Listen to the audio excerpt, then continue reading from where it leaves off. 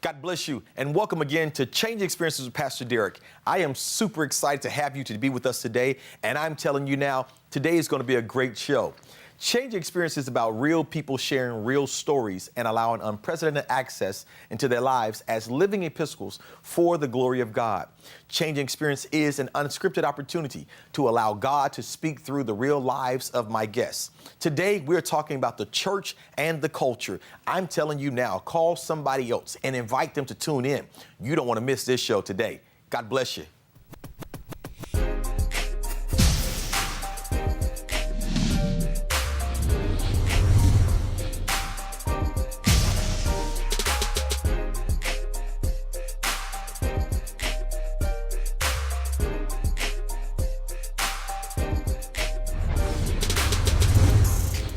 God bless you. I'm super excited to be here today for Changing Experiences with Pastor Derrick, and I have two fantastic guests that are with me.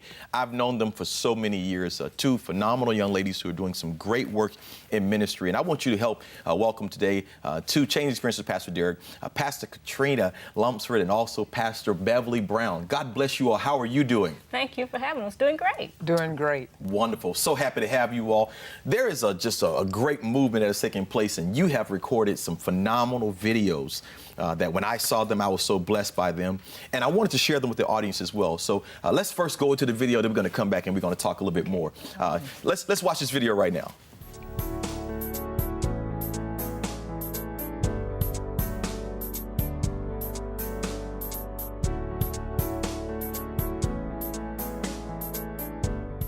So, what's up with the church dress code these days? Yeah, for all of you ladies that maybe got a little bit more than the average bear, you know, that stuff called cleavage, while the preacher can't even pray for you because he's looking down, cover it up.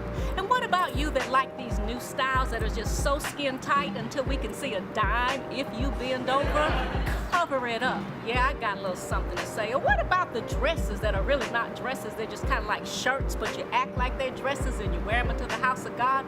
Cover it up. Or for those of you just, I don't know, something about your freedom in Christ or your freedom in somebody that just has you just wearing anything, any kind of way. Cover it up. Check yourself in the mirror. Check yourself before you walk in the house of God. I don't know, but I got a little something to say. Awesome. Great video there, and I'm super excited about it. So you're talking about I have something to say. Yes. Where did that come from? That came from feeling like once you get a certain age, sometimes people just cut you off and say, well, we don't want to hear that anymore. We want to hear young, we want to hear excited. And so I just really believe the Lord said, listen, we have experience, we have been through many hardships, and so now we do have some experience and we have something to say. And so we just try to abbreviate that. So yeah, I got a little something to say. And not only that, our experience has given us a little attitude. And that's one of the things I love about it, because as I'm looking at the videos, I'm seeing not only good information, but I'm seeing passion behind the information as well. The conversation is just breeding passion. And I totally agree with you that I think that one of the missing factors that we have in today's culture and society now is the fact that we don't have enough seasoned people who've been through things coming back and talking to the younger generation. I can't call myself younger anymore. My church constantly reminds me that, Pastor, you're getting old. So, but it's so important to have people that can come back, that can relate, and also to help inform. And so I got something to say. It's just a phenomenal presentation that you're putting together. I think it's great. You started talking, Pastor BEVERLY, about cover it up. Yes. Cover it up. Yes. Cover it up. Where did that come from? Kind of talk to me about that. It came from when I was growing up, and the church mothers would pull you aside and say, baby, go home. We were very obedient. We didn't talk back. We did not disrespect them. We did what they say. Well, I've tried that, and it didn't go over the same way. And so I said, okay, well, since you won't listen to it in that way, let me put it in a short snippet that says, biblically, we have to come into God's presence a certain way. And if we don't, He's offended. And so how do we come in? He established it. And that's kind of how Cover It Up started. Wow. And you say something that's so impactful, because I think that we have a culture now that does not want to be corrected. A culture that feels that they already know. Yes. A culture that also believes that come as you are. come as you are. That's a piece that I saw you put in the video as well. Address us with that. Come as you are, because God is just accepting everything and everybody. Talk to us about that. Well, he doesn't accept everything and everybody. He loves us, but there is a boundary. And we see it established in the Old Testament where even the priest had to come into the Holy of Holies a certain way. And so we want to come into God's presence and we want to be relaxed and we want to be all these things, but he didn't establish it. And I also get, well, I should come as I am. And so I looked it up. And I searched it, and I didn't find it. And he said, yes, bring your heart, but your heart has to come in a certain way. It just has to come in a certain way. And so I'm trying to get that across, like, yes, we want you to come. We're not going to turn you away, but sanctification is a process, so let's go through the process so we can come into his presence correctly. Pastor Katrina, do you think that there's a different type of people coming to church with a different type of motive? In today's society, I'm seeing different type of people coming to church, and when they're coming to church, we sing all kind of outfits. I mean, you can't tell sometimes the difference between whether we're going to the club tonight or we're going to worship today. You know, as somebody say, yo, go get them dressed. Sometimes they had a go get them dress on. So, Right. you know, do you think that there's different motives when it comes to people coming to the house of God now? Sure. There are people that generally don't know. I think you have that set of people, but you do have the people that are coming to lure. It is a spirit that is there. You have to know that it's there. You will have conversations from the women's side, say, well, let me see what I can do, and put a little cleavage out there so that I can lure someone. And I think that we have to be aware of that particular method and process that's going on. You also have the base church that some of them know better, but they want to assimilate. So you don't have the example from the base church, those ones that knew, grew up, understand what to wear, not only the church, but different settings. I find that you can come in a business setting, they will know what to wear. You come in the, you go to an event, they may not know what to wear. So there are those that come in for different motives, and then there's the base that want to assimilate, and then there's those that just really, frankly, don't know. Wow. Wow, and if we don't have seasoned people teaching us, because like you said, and I remember even when I was younger, my first job was at Winn-Dixie. And I went to Winn-Dixie. I couldn't just show up in my jeans and a polo shirt to come get a job at Winn-Dixie. My mom, my dad made sure I came in my black pants. I had on a white shirt and a black tie, which was already the uniform for Winn-Dixie at that time. So I think that now we got a culture that is trying to redefine things, a culture that's trying to set their own boundaries, a culture that's trying to lead from a place that they've never been before. And so where do you think the fallout kind of started taking place with the church? I think the fallout came in with a more relaxed. Sometimes we're so busy trying to pull people in and trying to be accepting and trying to be tolerant and trying to be transparent that we forget God has a benchmark and he has a standard. And he's not going to lower it as we try to maybe have a bigger crowd, a bigger base, a whole bunch of bigger stuff that really God's not even interested in. And so I think that could have started just a whole transition of just let's relax the standard. And it's nothing new. We see it all throughout biblical history where each generation has just become a little more tolerant, a little more tolerant. And so, as you stated, every segment of society has a dress code. And we have to keep it up whether we want to or not. So we just have to do what we have to do to try to get the message out there that, yes, God wants us to come a certain way.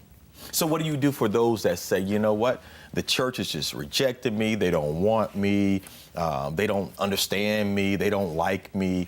How do we kind of address that demographics now in today's society? I'll get Katrina into that. Yes, I think we operate from the premise of love.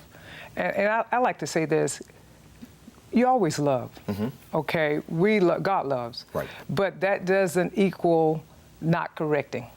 That does not equal non-discipline. And he loves the sinner, but he hates the sin.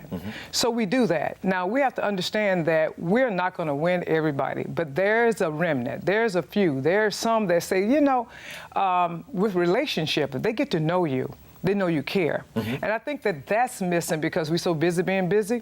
It is very hard to correct or say they don't want me when they don't know you. Wow. And I think the accessibility, we're so busy trying to get more and more and more, that if they learn that you care, then you can say something. And so I operate from the premise of get to know me. That means that they have to have accessibility to me. Then I can tell them something, and then they think about it, and they say, you know, she's not operating from non-love, because Jesus touched people, right?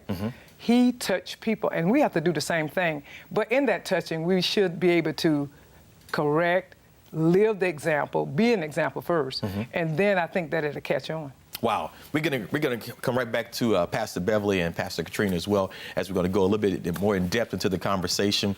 We're talking about having something to say, talking about church cultures, and we're going to dive into just a little bit more in depth of this conversation as we begin to explore some other things that are taking place, talking about motives and agendas within the church. Right after this break, I want you to stay tuned. We're going to come back with one phenomenal singer, Mr. Andy Michelle. He's coming to bless your life today.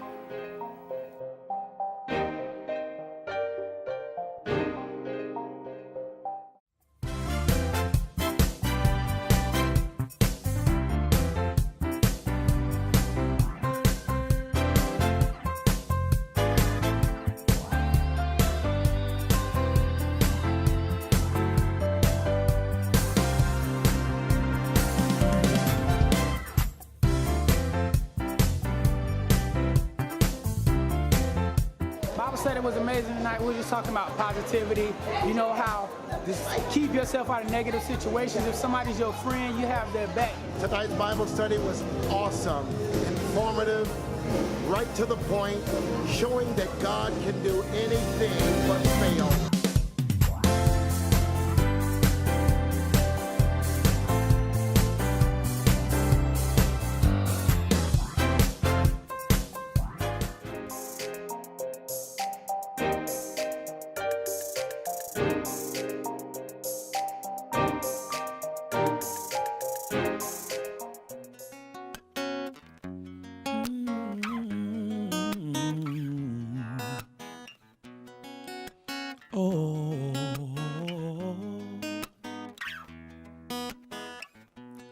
Holy fire, burn away my desire for anything that is not of you and is of me.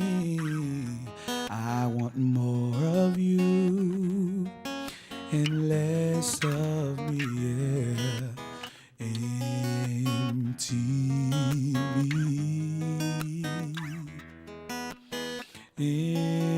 empty me, yeah. Won't you fill me with you?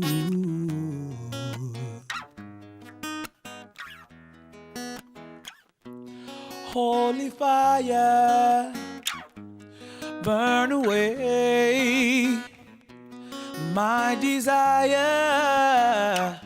for anything that is not of you and is of me. God, I want more of you and less of me, yeah. Empty me, empty me, yeah. Won't you fill me with you?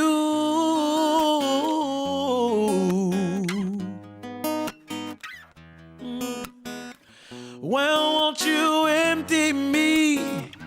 Well, won't you empty me? Well, won't you empty me? Well, won't you empty? I want more. I want more. I want more. I want more of you, Jesus. I want more. I want more. I want more of you, Jesus. I gotta have more. Gotta have more. Gotta have more of you, Jesus. Gotta have more. Gotta have more. Gotta have more of you, Jesus. Empty me. Empty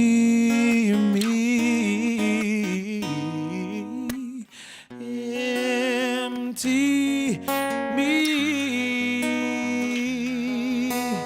Empty me.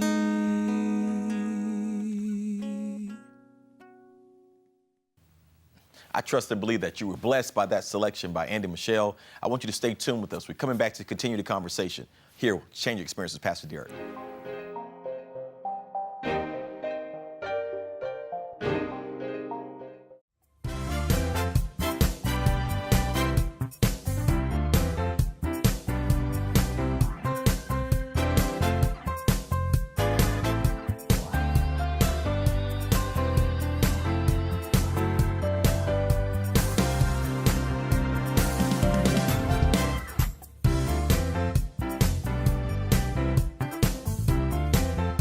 Bible said it was amazing tonight. We were just talking about positivity.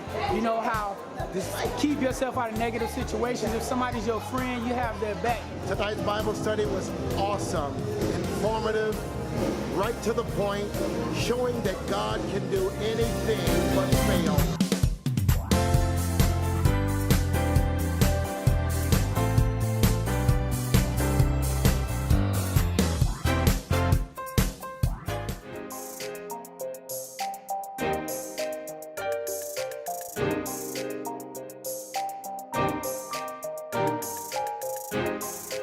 God bless you. We're back, and we're super excited about our two phenomenal guests that we have today.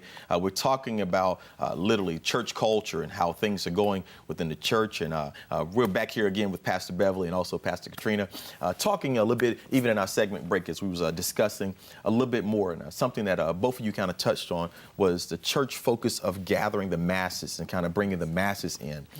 Do you think that the church has kind of lost its focus so much on trying to bring in masses? Have we kind of destroyed the content because we're so concerned with filling the container? I think the answer to that is an absolute yes. I think sometimes pastors have to check themselves and say, am I pastoring people or am I an event planner? Because oftentimes people will gather and seek out events, but the content of the event, after you get what you want, then you leave with no word and no substance. And so even Jesus gathered in masses of crowds, so crowds are not new. Throngs of people certainly are not new. But when he began pouring truth, people left. And so we see the same thing in the culture of the church today. When there is nothing, I mean, I've had people interview me and say, so what do you offer? And I said, well, we offer Jesus. Well, that's not enough. You said they interview you for membership and asking what you offer? Have you written any books? Do you have this? Do you have that? And when the answer is no, then they go to a place where there's more stuff, because Jesus, oftentimes to this generation, unfortunately, is just not enough. Wow. And that's amazing, because you're absolutely correct. We see it on a daily basis. You know, and I think it goes back to prayer meetings are always the most least attended event. Right. You find Bible studies, because people say that their church is 7,000 people, but for Bible study they have 300. You know, so where is the definite growth of the church? What is happening with it? Where are you leading the people to? And I think that sometimes we as leaders can become so focused on the bills of the church, and we're looking into how can we get more people in to pay for this expensive process now. And that can become a bad place for members, because at that time, they're kind of just caught as casualties, kind of in between. And sometimes the focus is shifted from so much of us trying to build people versus building finances. And I know, Pastor Katrina, you're definitely in that business of finances, and it's a real place for us in ministry, but it can't be the focus for us in ministry. Yes, twofold. The money, tithe and offering, taught with the right discipline works. Okay, healthy growth works. You say, well, what is healthy growth, Katrina? Developing people to be students of the Word. Now, that's a very impactful statement. All across this country, people want to be told what to do. Okay, most things that you go to, that you spend time in, takes time to learn. You go to school, you spend time in the classroom. Okay, you take tests, right? And with that, you grow with that. You learn something. In our churches, and I don't know where the concept come from. This is just what it is that I find less people want to spend time in class. Okay? Now, if they're going to grow, they have to learn, right? Right. That means that your structure for a discipline standpoint has to be somewhat of a classroom setting, not a tell-all. That's not popular. So that's one aspect. The other aspect is that by the time a poor pastor get to grow, he has to catch up with facilities, money, the need base, and all of that. The business structure of that church has to be something that is tight.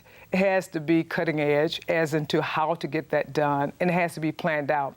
And it needs to be from a balance standpoint from an administrator. The pastor can't do it all. So here's a pastor who has to be an administrator, has to be a teacher, and has to keep it going. And manage family, right? Not in that order, because family should come first, right? So such is the dilemma. Growth comes, it's not balanced, and so we have to get back to the basics. What are we there for? Right. That's a very good point. What are we there for? And we also have to, like, I love what you said about the classroom setting, getting into teaching people. I'm finding that it's difficult, even in my church. I got a younger church. We're turning 6 years old this year. It's going fast, but we're turning 6 years old this year. And even in my church, I'm finding it's difficult sometimes because of the fact that we're dealing with a younger generation who is committed to nothing in this lifetime. This new generation, we don't do anything in long terms. We don't want to buy cars, we want to lease them. Right. We don't want to buy houses, we want to rent them. We don't want to buy cell phones. If it's a long extended contract, we don't go with that, so we go with prepaids. And so we're finding that there's almost nothing that we want to really commit ourselves to. And the second that church is not instant gratification, it becomes now a place that people say, you know what, that's old. Church hoppers are one of the worst things to have, because they leave your church and go to the next church because the next church offers something new. Yes. And it don't have to be something relevant, just something new. And I think those are two different points that we have to really catch on to within the ministry, is that there is a difference between new and relevant, because some things that are new have no substance base to it. And some things that have been there, sometimes we do need to modify those as well. But we're finding this church hopping type of mentality, which makes it almost impossible for a ministry to grow in a healthy method. Where back in the day, I know, I grew up, of course, everybody knows, in Avon Park, Florida. And it was amazing to see how many people were at that church, that stayed at that church for so many years at the church. It was a family thing. But now we don't go to church in our communities no more. No longer you don't see mothers and fathers and kids and then their kids in a church together anymore. You're finding everybody's trying to find a new flavor of the day. How do we grow successfully if everything is, let me find what works for me, independence on every opportunity for us in ministry? How do we grow successfully like that? I know, Pastor Beverly, you've been pastoring for quite a few years now. You and Pastor Thomas have been doing a phenomenal job. Pastor Thomas is the man, and yes, we have 30 years under our belt. Wow. And one of the things that we learned early on is we got kind of caught up in when people would ask, so how many are you running? And we would wonder if they were talking about people or sheep. And so one of the things we did immediately is pull ourselves out of that crowd and say, you know what, let us have tunnel vision on what God has told us to do and build people. And so we did the biblical concept that says God gave the fivefold ministry, and the job of the pastor is to equip the saints for the work of the ministry. And we kept that discipline through us with the vision, redeeming the lost through the light of the word. We just preached the word, preached the word, preached the word. People came, people went, but we stayed steady. We stayed steady on the course. And one of the things that we found is that the church is always transitional. Right. It's just a transitional body of believers. And to stay where God would have it, we had to keep our focus, maintain our integrity, do things that God told us to do. And I think in the end, He deals with the hearts of the people. We were dealt with when it comes to, are we growing a church the way God would have it grown, or are we doing produce or farming where, you know, how many are you running? Get out of that and just focus on building the people, and I'll take the hearts of the people where I want them to go. Ministry is hard work. It's very hard work. We just decided it's a discipline that we're going to see to the end, and we were faithful. It's a definitely hard work. I don't think people really catch on to the concepts of, especially when we as leaders fall in love with our members. You know, we have such a passion for them. And I know in my short span of time, I found that the ones that I've poured the most into have also been the ones that sometimes hurt me the most. You know, they've crushed me and crushed the family, and I had to really come back with a discipline and say it won't stop me from what I do because of people's mindset and just some of their feelings and some of the ways they go with some of the things. But it's really encouraging to see people who have been in for 30 years, because 6 years I'm still new. I'm still learning a lot. I'm still making a lot of mistakes. I'm still trying to identify. But I think the one thing that has kept me together is the fact that I have literally based myself in the traditions that I was taught. And I know traditions is not much of a popular word in church today, but I've based myself in traditions. And I know we're getting ready to wrap up this segment, but we're coming back again next week. We're going to be talking as well as we go a little bit further into just the traditions of the church, the cultures of the church, and where the church is going. And I want to get into a question next week that's going to kind of ask you all about where do you see the church in the next 15 years? Where do we see it going?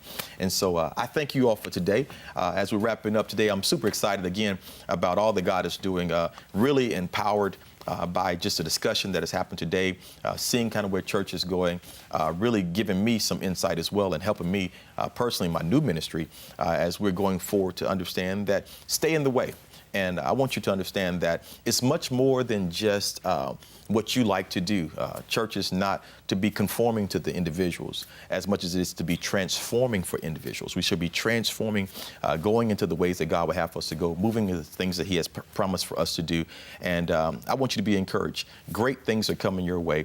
I don't care what you're looking at right now. I don't care how it looks right now in your life. I want you to know that God has some great plans in store for you. And if you can just stay with it, if you can stick in there, if you can just stand upon the promises of God, you don't have to waver to the left or to the right. You can stand still and know that God is faithful and He's just, and He will do just what He said. So whatever you're dealing with, do not be caught up in anxieties, but I want you to calm yourself down and know that as you're praying about it, God is already working things out for your good. It's going to be a super fantastic week for you. Tell somebody else to join in with us on Changing Experiences with Pastor Derrick. It's going to be a great day. I'm praying for you as you're praying for us, and we believe that God is going to do something miraculous in your life. Take care. Have a blessed week.